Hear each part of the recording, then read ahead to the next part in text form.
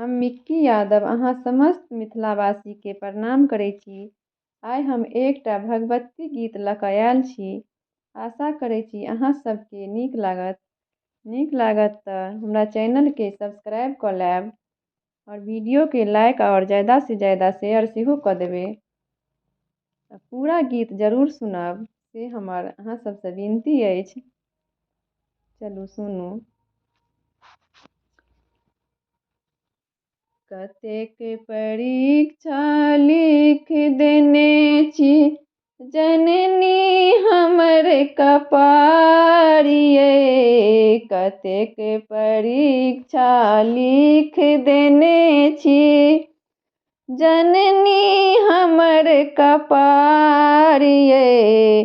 किन्तु अहाँके कृपा बुझि माँ सबटा अछि स्वीकार यै। किन्तु अहाँके कृपा बुझि माँ सबटा अछि स्वीकार यै। कतेक परीक्षा लिख देने छी जननी हमर कपार यै। कतेक परीक्षा लिख देने छी जननी हमर कपार यै। किन्तु अहाँके कृपा बुझि माँ सबटा अछि स्वीकार यै। किन्तु अहाँके कृपा बुझि माँ सबटा अछि स्वीकार यै।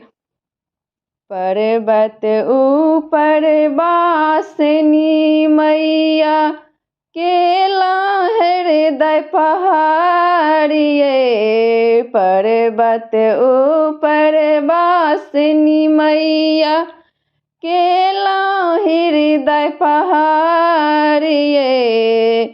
सब विधि माँ हम लचरल छी सुनियौ करुण पुकार यै। सब विधि माँ हम लचरल छी सुनियौ करुण पुकार यै।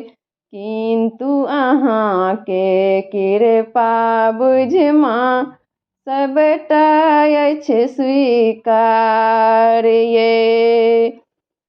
गंगा जल सँ चरण पखारब चुनरी सँ सिंगार यै। गंगा जल सँ चरण पखारब चुंदरी सँ सिंगार यै। असरा में नित गाथै छी माँ अड़हुल फूलक हार यै। असरा में नित गाथै छी माँ अड़हुल फूलक हार यै।